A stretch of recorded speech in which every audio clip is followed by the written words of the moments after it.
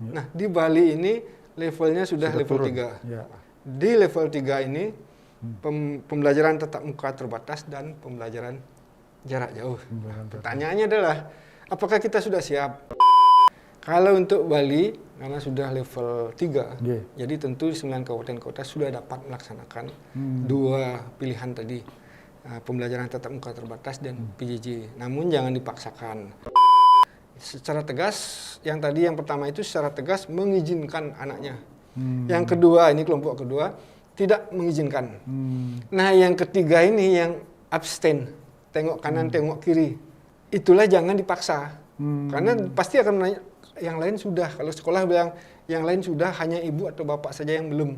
Ya, jadi jangan ragu-ragu, kalau ibu bapak memang masih belum, silahkan katakan tidak. Jangan melihat yang lain.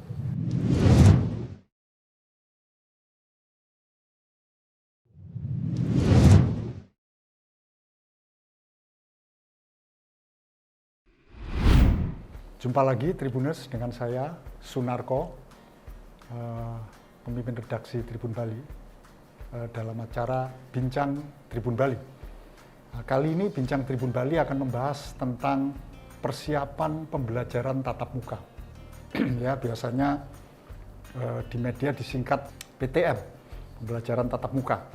Nah, bagaimana persiapan pembelajaran tatap muka di Provinsi Bali akan dilakukan, ya, prosesnya seperti apa, kesiapannya juga seperti apa. Maka pada Bincang Tribun Bali kali ini kita mengundang narasumber.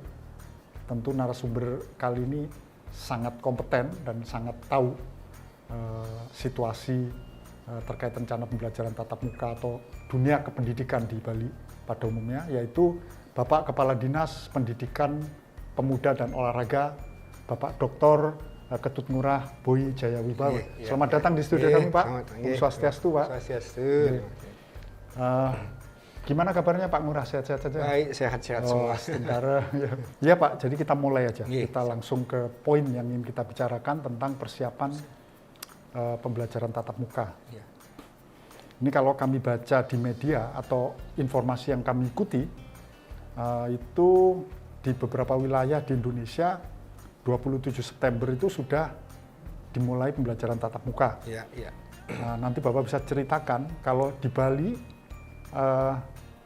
kapan itu dimulai, Pak, gitu. Jadi dan kemudian persiapan atau kesiapannya seperti apa? Silakan Pak Boy. Terima kasih Pak Narko. Jadi berkenaan dengan rencana pembelajaran tatap muka terbatas, jadi PTM terbatas istilahnya. PTM terbatas di Provinsi Bali khususnya. Ya, tentu kita bisa memahami latar belakangnya. Setelah sekian lama pandemi ini, yang memang kurang lebih 1,5 tahun. Kurang lebih 1,5 tahun dan kita tidak tahu sampai kapan. Mudah-mudahan cepat berlalu. Tentu dari aspek pendidikan, di awal itu adalah prioritas kita adalah bagaimana kesehatan, keselamatan. Kesehatan dan keselamatan. Itu yang pertama, ya. Namun seiring berjalan waktu sampai 1,5 tahun lebih, tentu tidak bisa dibiarkan begitu saja. Nah, jadi ada dua hal yang menjadi perhatian. Yang pertama adalah kesehatan atau keselamatan. Yang kedua ini tentu harus sudah berpikir lagi adalah masalah tumbuh kembang anak. Atau psikososial. Kalau hanya dulu kita tidak tahu pandemi hanya 3 bulan, oke lah 6 bulan itu baik, tentu kesehatan keselamatan. Namun seiring berjalan waktu ini keduanya harus samaan. Nah, sama jadi perhatian. Iya, keduanya sama-sama. Jadi oleh karena itulah kemudian dirancang untuk pembelajaran tatap muka terbatas dan pembelajaran jarak jauh. Namun tentu dalam tanda kutip kita harus sangat ketat atas protokol kesehatan. Dengan turunnya Inmendagri 42, Instruksi Menteri Dalam Negeri 42 2021 tentang PPKM Jawa Bali. Nah, di Bali ini levelnya sudah level 3. Kalau yang sebelumnya level 4. Opsinya hanya pembelajaran jarak jauh. Di level 3 ini pembelajaran tatap muka terbatas dan pembelajaran jarak jauh. Pertanyaannya adalah, apakah kita sudah siap? Ya tentu karena ini sudah selalu kita laksanakan seiring dinamika yang katanya di awal tahun 2021 kita lakukan persiapan-persiapan. Ya. Selanjutnya ada surat putusan bersama 4 menteri, Ya. Menteri Dalam Negeri, Menteri Kesehatan, Menteri Pendidikan Kebudayaan, dan Menteri Agama, agar seluruh satuan pendidikan melaksanakan tatap muka di tahun ajaran baru. Tahun ajaran baru itu tanggal 12 Agustus. 12 Agustus, 12 Pak, ya. Agustus. Namun berjalan waktu itu juga, khusus Bali masih level 4. Level 4. Jadi belum Ya. bisa. Nah, sekarang sudah mulai memasuki level 3. Level 3. Jadi ada Turun. 2 opsi yang bisa dilaksanakan. Kapan dilaksanakan?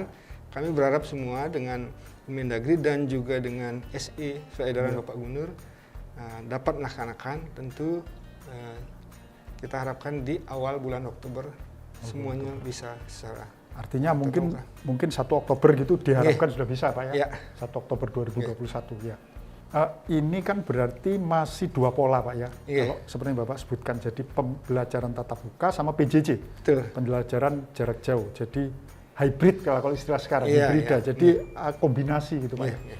Itu kira-kira siapa atau sekolah mana yang bisa melakukan PTM dan sekolah mana yang masih harus tetap PJJ? Atau ada kriterianya apa? Ya? Kalau untuk Bali, karena sudah level 3, Yeah. jadi tentu di 9 kabupaten kota sudah dapat melaksanakan 2 pilihan tadi, pembelajaran tatap muka terbatas dan PJJ. Namun jangan dipaksakan, karena tentu berbeda. Dan kami juga tidak Kondisi tiap-tiap sekolah dan tiap daerah sekolah berbeda, Pak. Ya? berbeda, dan juga harus benar-benar ketat. Tentu kita akan melihat dulu situasi lokasi pemetaan gitu. Kalau kita lihat itu yang di daerah sini aja lah. Yeah. Dari mulai asrama, kemudian SMA 7, SMA Yeah. SLUA, SMA 1, SMA Dwi Jenderal, Yeah. TK dan sebagainya. Nah, itu kita harus ketat sekali. Jangan semua mau melaksanakan tatap muka. Yeah, yeah. Tetapi kita juga lihat di kabupaten. Di sana kan dari segi demografi tidak terlalu padat seperti kita Tidak di terlalu padat. di Di Bali, di kota ya, di Sarbagitanya, Denpasar, Gianyar, Badung Tabanan, tidak sepadat itu.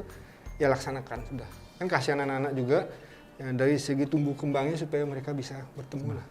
Benar, Pak. Jadi seperti yang Bapak katakan tadi, awalnya ketika ada praduga bahwa pandemi ini mungkin cuma 3 atau paling lama 6 bulan, memang pembelajaran jarak jauh tidak ada opsi lain kecuali harus itu. Itu sih. Tapi ketika kemudian berjalan sekian lama sampai 1,5 tahun, bahkan mungkin bisa mendekati 2 tahun gitu. Betul, ya.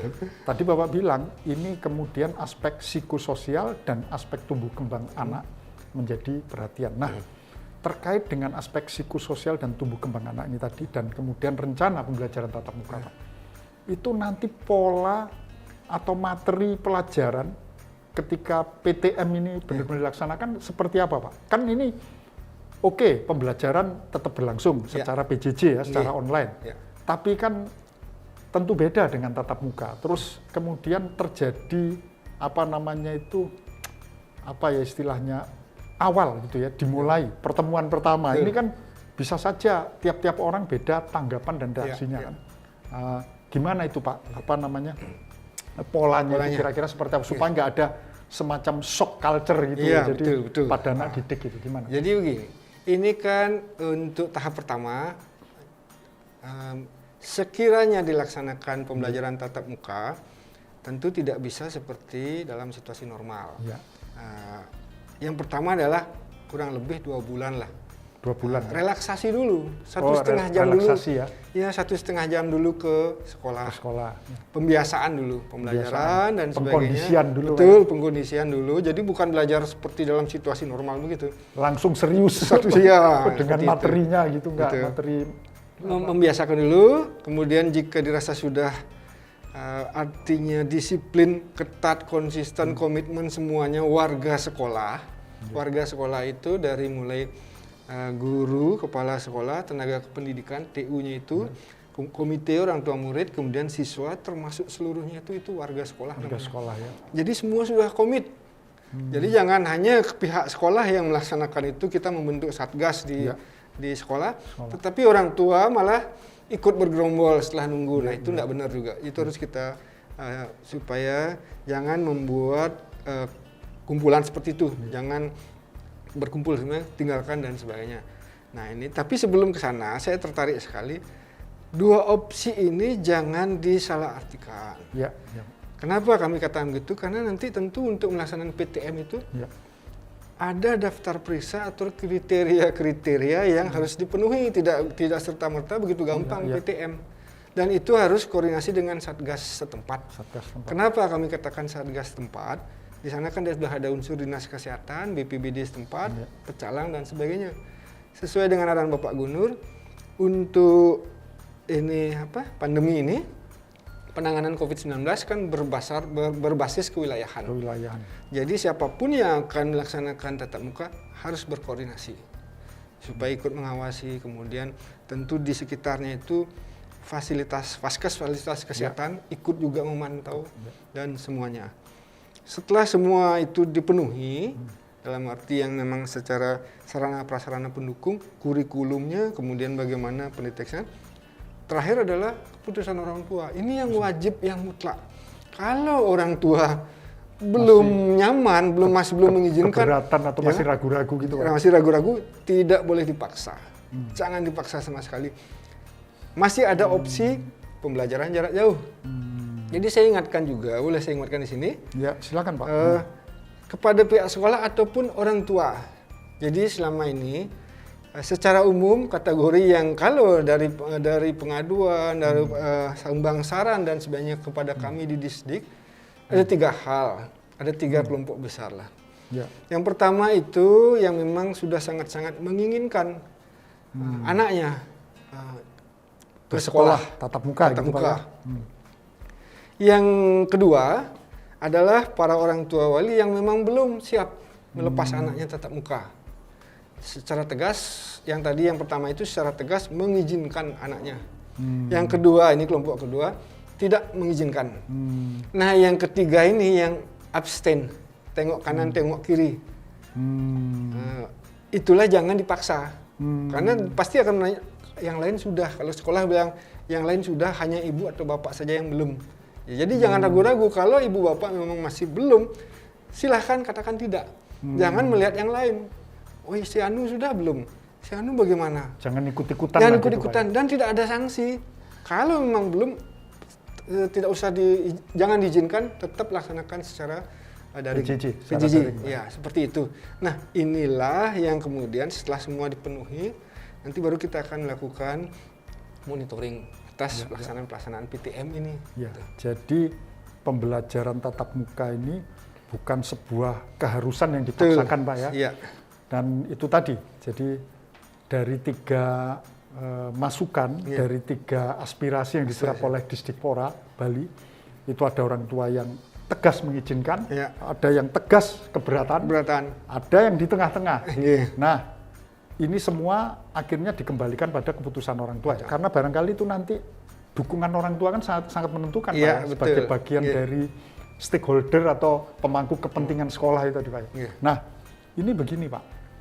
Kalau nanti yang terjadi 3-tiganya itu ada di sekolah yang melaksanakan pembelajaran tatap muka. Maksudnya begini, ada siswa yang memang diizinkan orang tuanya untuk masuk, ada yang tidak diizinkan, terus ada yang masih ngeliat-ngeliat gitu kan. Nah, artinya kan dilakukan secara hybrid ini, Pak, secara kombinasi antara PTT dan PTM. Itu nanti PTT-nya seperti apa, Pak? Apakah kelasnya itu pembelajaran di dalam kelasnya itu di syuting kayak begitu, Pak? Terus kemudian nanti diminta oleh diminta murid-murid untuk kemudian merilai atau melihat itu di websitenya sekolah atau bagaimana? Kira-kira, Pak? Jadi, apakah ini sudah dirumuskan atau bagaimana? Jadi kombinasi, katakanlah kita ambil dulu yang memang sekolah melaksanakan tatap muka. Nah, tentu PTM terbatas, artinya 50%. 50%. Boleh. Katakanlah satu rombel itu 26 siswa. Maksimal 18. Nah, yang 18 ini katakanlah dia hari Senin ke sekolah. Rombel itu rombongan belajar. Rombongan belajar, ya. Rombel itu rombongan belajar. Kalau nggak tahu nanti dikira apa rombel. Yang 18 itu ke sekolah. Yang sisanya 18 itu PJJ. Jarak jauh. Besoknya yang PJJ itu datang ke sekolah, yang ini gantian. Ini kan belum nih, tapi ini 2 bulan saja kok. Oh, 2 bulan. Kita melihat dulu relaksasi, jangan sampai artinya dalam masa kurun 2 bulan kalau ditemukan ada yang terdampak, terpapar, ada kasus lah gitu. Kasus itu ya harus dihentikan sementara dan tentu harus di tracing kemana saja si anak itu. Jangan sampai kemudian menjadi klaster Klaster baru. Oh, artinya selama masa pengkondisian atau adaptasi, Pak, 2 bulan adaptasi, itu ya. lebih banyak apa ya, relaksasi. Mungkin lebih banyak aktivitas-aktivitas yang sifatnya apa namanya ya, untuk menumbuhkan ini apa ya, menumbuhkan apa suasana riang, suasana ketimbang langsung serius ya. Artinya itu sebetulnya tidak langsung ke materi pelajaran kan, Pak? Ya, ya. Nah, dengan begitu mungkin juga belum perlu apa ya, misalnya kegiatan itu terus disuting terus kemudian disiarkan gitu. Barangkali belum perlu itu ya, Pak? Jadi begini, benar sekali ya Pak Narko ini mengatakan gitu. Jadi masa pengkondisian ini sehingga artinya belum belajar. Saya juga ingatkan teman-teman kepala sekolah, ya. Guru, jangan lu serius masa ini. Jangan langsung masuk Ya. ke mata pelajaran Ya, gitu, karena Pak. ini kaitannya dengan yang tadi kami sampaikan bahwa unsur psikososial atau tumbuh kembang. Kita ingat sekolah itu bukan hanya merupakan sebuah bangunan sarana prasarana secara kaku kita memandang, tapi sekolah itu adalah tempat bertemunya anak-anak, berinteraksi. Berwawasan, bersosialisasi dan sebagainya. Itu yang terpenting, itu yang sebenarnya tumbuh kembang anak. Kalau hanya mengandalkan belajar, PJJ kan sudah jawabannya. Benar. Gitu kan. Tetapi ada unsur yang supaya jangan sampai learning loss itu. Itu salah satunya seperti itu. Nah, ini anak-anak supaya jangan sampai ketika mereka diterima di satu sekolah, kaitannya dengan kemarin diterima penerimaan peserta didik baru, setelah itu sampai tamat tidak akan ketemu temannya yang mana, walaupun di PJJ itu kelihatan. Tapi kan secara langsung bisa saja bertegur sapa, oh toh kamu tuh yang namanya ini, ya saya dan sebagainya. Itu yang untuk psikososial. Ya. Jadi untuk tahap pertama ini yang penting itu adalah lebih ke interaksi sosial. Interaksi sosial. Jadi apa istilahnya ya? Ini dicairkan dulu. Betul. Interaksi sosialnya. Karena gitu, apa? Sekarang ini kan sudah sedang ulangan tengah semester. Benar. Artinya hari apa? ini benar ya. Artinya apa? Kan bisa juga pembelajaran itu. Benar. Tetapi PTM ini tentu berbeda dia. Nah, itulah biar mereka ketemu dulu, pengkondisian, beradaptasi dan sebagainya. Tentu tidak kita tetap harus ketat maksudnya. Tetapi anak-anak diberikan perlu kesempatan untuk itu. Artinya bisa saja nanti lebih banyak aktivitas outdoor ketimbang indoor gitu, Pak. Betul ya, seperti itu. Ya, karena memang kalau PJJ katakanlah cerita-cerita yang kami dengar, wah ini anak stres gitu. Ternyata PTM dimulai serius, stres juga nanti tambah malah nggak kondusif kan begitu, Pak. Ya baik, Pak. Jadi artinya apa ya, pemerintah Disdikpora Bali dalam hal ini itu memang sudah memikirkan sedemikian rupa, Pak ya. Jadi bagi orang tua yang masih khawatir atau ragu, mungkin informasi-informasi seperti ini bisa menjadi bagian dari masukan untuk jadi pertimbangan ya, tanpa mengurangi kewaspadaan. Nah, itu tadi Pak, terkait learning loss, kehilangan kesempatan belajar dan kesempatan berinteraksi sosial itu.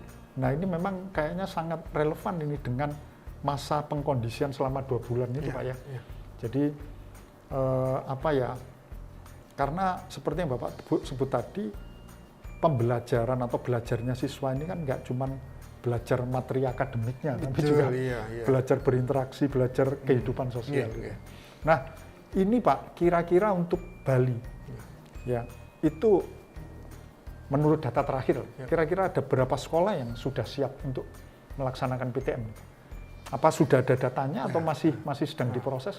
Kalau untuk di wilayah Bali, khususnya kalau kami di SMA, SMK, SLB itu kurang lebih ada 300 sekolah yang tersebar di seluruh provinsi Bali. Bali. Itu negeri swasta.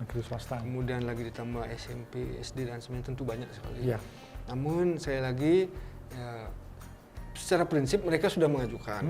Tapi tentu kita akan balik lagi dengan Satgas tempat. Disaring dulu gitu ya. Sudah belum sekolah kami itu sudah Pak dan saya oke laksanakan, tetapi harus tetap ketat, jangan gegabah, kita tidak boleh euforia yang berlebihan. Nah, disinilah peran orang tua juga, dan itu harus sangat-sangat care terhadap anaknya ketika akan melepas anaknya, khususnya pada saat PTM dilaksanakan pertama kali. Kalau itu kurang lebih dirancang mungkin tanggal 4 Oktober lah. Oh, 4 Oktober ya Pak Oktober, ya? ya. Kalau 4 Oktober ya Pak ya? Iya, kalau Jadi yang bukan 1 Oktober tapi 4 Oktober karena ya? kalau 1 itu kalau tidak salah, mohon maaf itu kan hari Kesaktian Pancasila? Iya, Kesaktian Pancasila itu Jumat atau Sabtu, Minggu udah kena Minggu, kalau ada sebenarnya. Jadi sekalian dimasukkan Senin gitu Pak ya? Iya, betul. Masukkan Ya, Senin. jadi Senin itu. Jadi itu yang pelaksanaan pertama kali.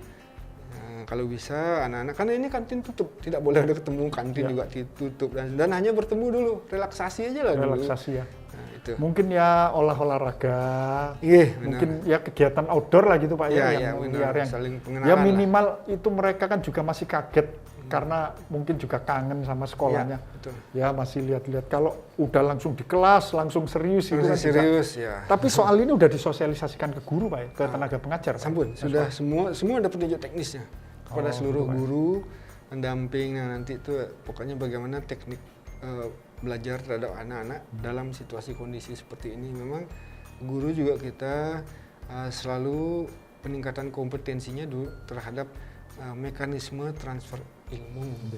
Karena kalau kita ikuti bahwa yang namanya pandemi ini ternyata banyak sekali merubah tatanan kehidupan. Benar, Pak. Kehidupan kita, kesehatan, Iya, perekonomian, kebiasaan perekonomian, kesehatan sampai kepada pendidikan. Benar Pak. Termasuk kurikulumnya pun harus kita sekarang mengevaluasi Iya, supaya mengakomodir atas apa yang seperti kalau dulu mana ada di dalam kurikulum PJJ. Iya. Kemudian dalam perencanaan penganggaran tidak pernah kita paket data. Ya. Nah sekarang tentu sudah harus ke sana lagi. Yang kurikulum sebelum pandemi ini perlahan-lahan dikikis yang sudah tidak relevan, kikis saja sudah, jangan pakai seperti itu. Inilah dia masuk. Ini juga semacam persiapan menuju pembelajaran virtual gitu ya. Jadi Iya. artinya ada langsung dan ke depan ketika teknologi makin maju, makin berkembang, sudah nggak gagap lagi dengan belajar. Sudah tidak gagap lagi baik guru, tendik maupun siswa.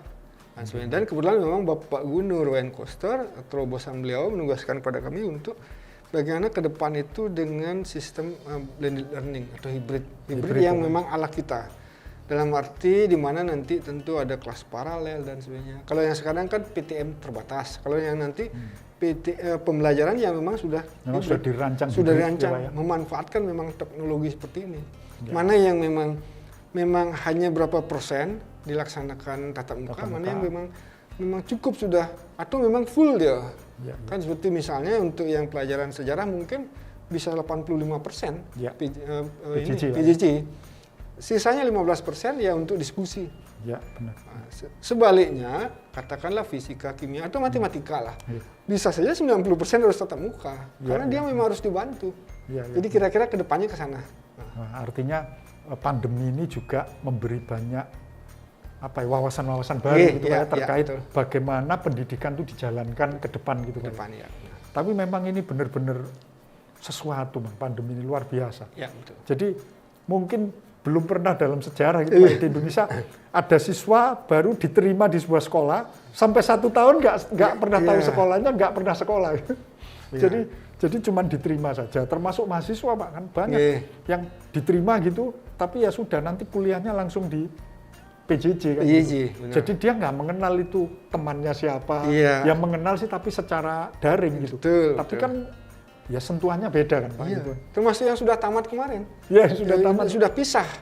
Iya. Kan gitu. Jadi nggak ada perpisahan. Nggak ada perpisahan lagi. Perpisahan secara daring. Secara daring semuanya. Ini benar. Sebetulnya ya gimana tapi memang kondisi Pak ya. Betul. Iya Pak. Jadi baik Pak. Nah ini satu pertanyaan lagi Pak. Kalau ini nanti dilaksanakan gitu ya. Itu kan juga nanti terkait dengan level PPKM Pak ya. Kalau level PPKM-nya makin turun, ya mudah-mudahan makin bisa lebih ini toh pola hibrida ini juga sudah dijalankan. Nah, kira-kira apa pesan-pesan yang mau Bapak sampaikan terutama ya kepada warga sekolah gitu ya. Baik guru, murid, orang tua, siswa gitu kan. Dan pihak-pihak yang lain yang terkait. Silakan Pak. Ya, terima kasih. Jadi harapan kami yang pertama tentu adalah ketika kita semua elemen masyarakat benar-benar ketat, konsisten dalam mentaati prokes ini, prokes COVID-19. Nah, sehingga level itu akan turun terus, apalagi di Bali. Bukan hanya pendidikan, justru di pariwisata ya, sehingga ekonomi pun bergeliat semuanya. Bergeliat, nah, dalam konteks pendidikan, ya tentu juga memang dalam perjalanannya banyak dinamika lah kalau kita perhatikan. Tapi sekarang tentu banyak masukan lah bagi kami di Disdikpora. Bagaimana di awal itu ternyata banyak sekali persoalan-persoalan ketika dilaksanakan PJJ. Karena ini memang pengalaman baru ya. Kemudian guru gagap teknologi, dan mereka akhirnya perlahan-lahan bisa mengoperasikan sarana prasarana tersebut, bisa mengoperasikan, mengajar, tetapi polanya seolah-olah masih di dalam kelas offline, hanya alatnya saya dipakai, sehingga dia tidak nyampe. Ya, benar. Bagi si anak juga begitu. Yang menjadi hal yang sangat baru, kenapa ini tugas-tugas diberikan dan sebagainya. Kemudian si orang tua atau wali yang memang sudah mulai juga ketika pada titik tertentu mereka mengajar, si anak juga tidak bisa, muncullah emosi. Kalau sudah emosi kan menurunkan tingkat imunnya. Benar. Di sana sebenarnya kami mencermati kalau kita semua bahwa termasuk kita semua mengajar dan mendidik itu sangat berbeda. Benar. Kami bisa mengajar kok, bapak kita semua juga. Nah, tapi bukannya tidak bisa dipelajari, bisa. Tapi dengan mendidik itu butuh jam terbang. Butuh jam terbang, pengalaman dan sebagainya. Itu ada sentuhan dan psikis. Nah, inilah yang tentunya kita semua harus belajar, orang tua juga. Orang tua belajar juga. Bahwa ketika mengajar dan sebagainya, kemudian apa yang dia inginkan terhadap si anak, katakanlah hanya untuk menghafal Pancasila gitu. Sila pertamanya sudah tidak ada. Kita mengajar betul, tapi mungkin bagi seorang pendidik lain lagi tekniknya. Nah, kalau itu tidak sampai emosi, yang kita sering lihat di media, emosi orang tua. Nah, inilah perlunya, tetapi video-video viral itu betul. Bagaimana seorang anak menekankan supaya si anak harus hafal, padahal ada trik teknik tertentu. Nah, tapi itu sudah berlalu. Sekarang guru juga sering melaksanakan workshop bintek-bintek untuk peningkatan kompetensi atas kondisi sekarang ini, karena ke depan sudah kita harus menyesuaikan. Begitu juga anak-anak, termasuk juga orang tua siswa. Karena untuk ke depan, nyongsong masa depan ini, apalagi terkait dengan teknologi, saya selalu ingat bukan hanya yang paling pintar atau yang terkuat yang menjadi hebat. Justru adalah yang mampu beradaptasi dengan situasi keadaan. Nah, oleh karena itulah baik guru, pendidik, kemudian siswa dan juga orang tua atau wali, ayo kita sama-sama beradaptasi dengan situasi kondisi ini. Nah, sehingga nanti satuan pendidikan, para guru pendidik dengan beradaptasi secepatnya mampu memberikan layanan pendidikan yang terbaik. Begitu juga siswa, ketika dia beradaptasi dengan, dia mampu menerima apa yang menjadi arahan, dan orang tua, guru, siswa juga semuanya, sehingga nanti dalam perjalanan ke depan tergagap-gagap seperti ini, akhirnya tujuan daripada pendidikan nasional segera bisa tercapai. Iya Pak, kami juga berharap mudah-mudahan nanti permulaan PTM, pembelajaran tatap muka, yang sudah didesain sedemikian rupa nanti lebih ke materi-materi terkait relaksasi gitu ya, terkait pengendosian dan adaptasi, membuat warga sekolah, khususnya pengajar maupun murid itu mereka bahagia. Dan kalau bahagia itu meningkatkan imunitas mereka. Nah, sehingga harapannya ini kemudian makin menyebar ini aura positif ini. Betul, Mas, makin turun nih level PPKM. Harapan kita begitu, Pak. Betul, kesehatan tetap terjamin, keselamatan juga, dan tumbuh kembang juga dapat. Saya kira ini harapan kita semua, Pak. Semoga itu bisa terwujud, Pak ya. Setungkara. Baik Tribuners, jadi demikian kira pembicaraan kami dengan Pak Boy Jayawijaya, Kepala Dinas Pendidikan Pemuda dan Olahraga Provinsi Bali, tentang persiapan dan kesiapan Bali menjelang pembelajaran tatap muka yang rencananya akan dilaksanakan 4 Oktober Pak ya, jadi hari Senin 4 Oktober 2021. Tentu kita berharap semua berjalan lancar sehingga segala sesuatu yang sudah direncanakan itu bisa berjalan pula dengan mulus. Yeah. Demikian Tribuners, terima kasih Pak Boy atas kehadirannya di studio. Ya, perbincangan kita kali ini. Sampai jumpa di lain kesempatan. Jangan lupa untuk like, subscribe, dan juga baca tribunbali.com. Sampai jumpa. Terima kasih. Terima kasih sudah nonton. Jangan lupa like, subscribe, dan share ya.